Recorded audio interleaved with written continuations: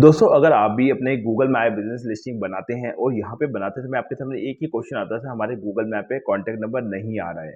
तो ऐसे केसेस में काफ़ी लोग मुझे बोलते हैं, सर ये प्रॉब्लम तो आपने बहुत बार डिस्कस करी है, बट ये सिस्टम कैसे चेंज हो जाता है हर बार? तो गूगल में जो सिस्टम है, गूगल का जो अपडेट्स है वो नए-नए आते रहते हैं, तो गूगल का एल्गोरिथम और गूगल का सिस्टम भी चेंज होता रहता है। तो सर यहाँ पे जो गूगल मैप है, उसमें कॉन्टैक्ट नंबर की प्रॉब्लम अभी से नहीं आ रही है, बहुत समय हो गया और मैंने यहाँ पे काफ़ी सारे वीडियोज़ हैं वो बना के रखे हैं इसके बारे में कि कैसे गूगल मैप पे कॉन्टैक्ट नंबर अपडेट करते हैं। बट जैसे-जैसे सिस्टम चेंज होता है, वैसे-वैसे नया-नया अपडेट भी आता रहता है, नए-नए तरीके भी आते रहते हैं और नया-नया सिस्टम भी आता रहता है। तो गूगल मैप पे पहले क्या होता था कि नंबर को अपडेट करवाने के लिए डॉक्यूमेंटेशन की ज़रूरत पड़ती थी। अब गूगल का सिस्टम थोड़ा चेंज हुआ है, अब डॉक्यूमेंटेशन नीड नहीं है। अब यहाँ पे नंबर जो है वो 60 70 80% तक एआई बेस्ड सिस्टम हो चुका है। यानी आज के टाइम में अगर आपने अपना गूगल मैप बनाया, तो ये कन्फर्म है कि आपका कॉन्टैक्ट नंबर शो नहीं होगा।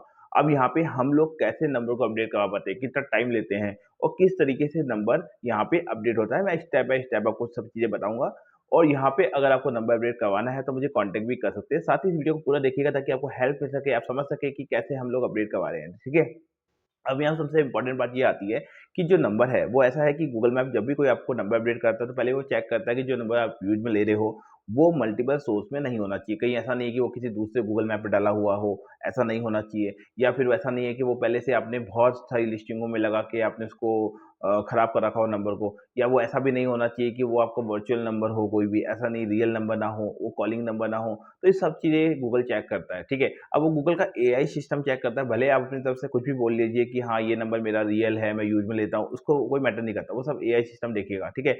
अब यहाँ पे होता क्या है, नंबर को अपडेट करने के लिए हम लोग जो प्रोसेस फ़ॉलो करते हैं, वो क्या करते हैं कि जैसे किसी बंदे की गूगल मैप बनाई तो उसका नंबर नहीं आएगा। अब गूगल का सिस्टम ये देखेगा कि ये नाम है बिज़नेस का, जो ये कॉन्टैक्ट नंबर, ये जो एड्रेस है, गूगल के सर्च इंजन में कितना अवेलेबल है, गूगल के डिफरेंट-डिफरेंट लोकल सर्च इंजन में वो है या नहीं है। ये सारी चीज़ें वो चेक करता है। अब यहाँ पे होता क्या है, अब ये सब सिस्टम एआई जनरेटेड होता है, तो वो चेक करता है। उस केस में हम लोग क्या करते हैं, अब मान लीजिए किसी बंदे की अपनी वेबसाइट नहीं है, गूगल में लोकल एड्रेस नहीं है, किसी के पास में अपना बैनर नहीं है, किसी के पास बैनर हो भी सकता है, किसी के पास नहीं भी हो सकता है, वो मैटर नहीं करता, लेकिन बैनर है तो भी उसपे नंबर होना चाहिए, उसपे डेटा होना चाहिए। तो ये सब चीज़ें गूगल देखता है, ठीक है? अब मान लीजिए कुछ भी नहीं है आपके पास में, तो हम लोग क्या करते हैं कि गूगल के सर्च इंजन में पहले डेटा को सेट करते हैं, लोकल गाइड सजेशन करवाते हैं, हमारे पास काफ़ी सारे लोकल गाइड पर्सन होते हैं, जिनसे हम नंबर को सजेस्ट करवाते हैं। इसके अलावा हम लोग, जैसे कई लोग बोलते हैं, सर हम भी सजेशन करवाएँगे तो बेनिफिट मिलेगा क्या?